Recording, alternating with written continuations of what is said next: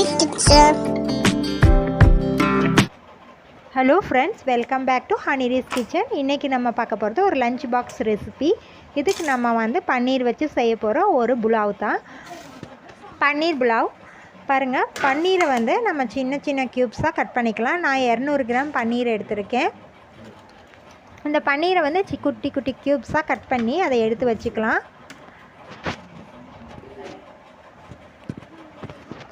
உங்களுக்கு எந்த ஷேப்பில் பன்னீரை கட் பண்ணுமோ அந்த மாதிரி கட் பண்ணிவிட்டு இந்த மாதிரி ஒரு 2 டீஸ்பூன் அளவுக்கு கார்ன்ஃப்ளவர் மாவு போட்டு நல்லா கலக்கி விட்டுருங்க.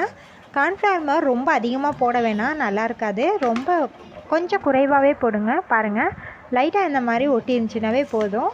கார்ன்ஃப்ளவர் மாவு ரொம்ப போட வேணாம். ஒரே 1.5 டீஸ்பூன் அளவுக்கு போட்டிங்கன்னா கூட போதும்.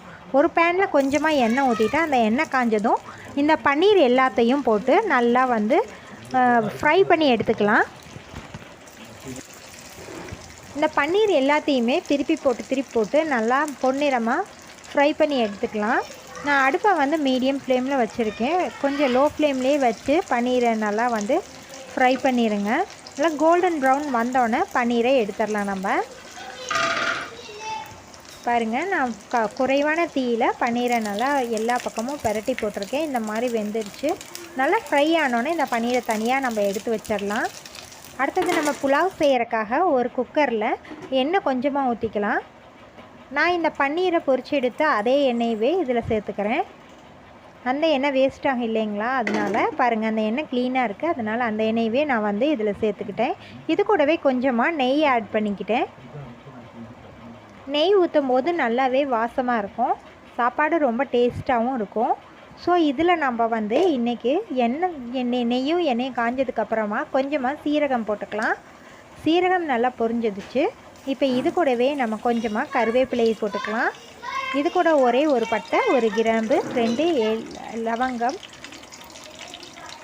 ஒரே ஒரு ஏலக்காய், இது எல்லாத்தையும் சேர்த்துட்டு நல்லா ஒரு வதக்கிக்கோங்க.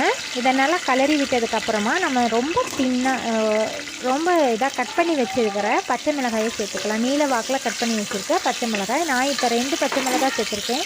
உங்களுக்கு காரம் அதிகமாக வேணும்னா நீங்கள் சேர்த்துக்கோங்க, இல்லை கம்மியாக கூட சேர்த்துக்கலாம். வெறும் சீரக, பட்டை, ஏலக்காய், கிராம்பு, பச்சை மிளகாய், கருவேப்பிலை இது எல்லாத்தையும் போட்டு தான் நான் எண்ணெயிலையும் நெய்யும் கலந்து வதக்கியிருக்கேன். இப்போ இது கூடவே நம்ம நல்லா ரொம்ப மெல்லிஸாக நறுக்கின வெங்காயம், பெரிய வெங்காயத்தை ரொம்ப மெல்லிஸாக நீளவாக்கில் நறுக்கி வச்சுருக்கேன். இதை வந்து நான் சொரவி தான் வச்சுருக்கேன். ஸோ இதை நல்லா வந்து போட்டு நல்லா வதக்கிக்கிங்க. இந்த வெங்காயம் நல்லா ஒரு கண்ணாடி பதத்தாட்ட வரும். அந்த மாதிரி வந்ததுக்கப்புறமா நம்ம இதுக்கு தேவையான அளவுக்கு தண்ணீர் ஊற்றிக்கலாம். அரிசி நம்ம எவ்வளோ வைக்கிறோமோ அதுக்கு தகுந்த மாதிரி தண்ணி ஊற்றிக்கலாம். இப்போ வெங்காயம் பாருங்கள் நல்லாவே வந்து கண்ணாடி பதத்தில் வெந்துருச்சு. இப்போ நம்ம வந்து தண்ணி ஊற்றிக்கலாம். நான் இது கூட வந்து கொஞ்சமாக பச்சை பட்டாணியை வந்து சேர்த்துக்கிறேன். நைட்டே ஊற வச்ச பச்சை பட்டாணி தான் சேர்த்துறேன். ஃப்ரெஷ்ஷான பச்சை பட்டாணி எனக்கு கிடைக்கல. ஸோ நீங்கள் வந்து ஃப்ரெஷ்ஷான பச்சை பட்டாணி கிடைச்சிங்கன்னா அதை சேர்த்துக்கோங்க. பேக்கெட்டில் 5 ரூபா 10 ரூபாய்க்கு வச்சுருப்பாங்க. அது ரொம்ப பச்சை கலராக இருக்கும், அது வாங்க வேணாம். அது வந்து சாயம் போட்டிருக்காங்க, ரொம்பவே குழந்தைங்களுக்கு கெடுதல் கிடைக்கும். இது கூடவே நான் வந்து கொஞ்சமாக முந்திரி சேர்த்துக்கிறேன். முந்திரி சேர்த்தும் போது அதோடய ஃப்ளேவரும் நல்லாயிருக்கும், பசங்களும் நல்லா சாப்பிடுவாங்க. ஸோ நான் முந்திரியை வந்து அரைவாசியாக உடச்சி அதை வந்து போட்டிருக்கேன். இதை நல்லா கலந்து விடுங்க. இப்போ இது நல்லா கலந்து விட்டாச்சு. இப்போ நம்ம தேவையான அளவு தண்ணி ஊற்றிக்கலாம்.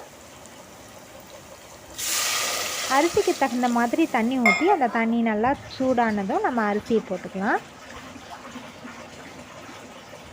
அரிசி நான் ஏற்கனவே களைஞ்சி வச்சுட்டேன். இப்போ வந்து தண்ணி இல்லாமல் அந்த அரிசியை வந்து இந்த தண்ணியில் போட்டுக்கலாம். இந்த சாப்பாட்டுக்கு தாளித்து வச்சதில் தேவையான அளவுக்கு உப்பு போட்டுக்கலாம்.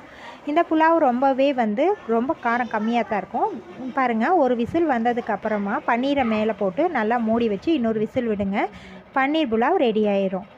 இதே மாதிரி இந்த பன்னீரை மேலாப்பில் போட்டுட்டு மேலே கொத்தமல்லி இலைகளை தூவி விட்டுருங்க. ஒரு கலக்கி எடுத்துட்டிங்கன்னா சூப்பரான பன்னீர் புலாவ் ரெடி ஆயிடும்.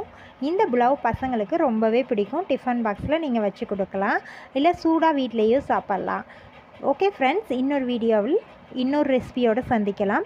இந்த வீடியோ உங்களுக்கு பிடிச்சிருந்துச்சுன்னா லைக் பண்ணுங்கள், ஷேர் பண்ணுங்கள். இன்னும் நம்ம சேனலை சப்ஸ்கிரைப் பண்ணாதவங்க சப்ஸ்கிரைப் பண்ணுங்கள். கூடவே பக்கத்தில் இருக்க பெல் ஐக்கானை கிளிக் பண்ணுங்கள். ரசித்து சமைப்போம், ருசித்து சாப்பிடுவோம். தேங்க்ஸ் ஃபார் வாட்சிங்.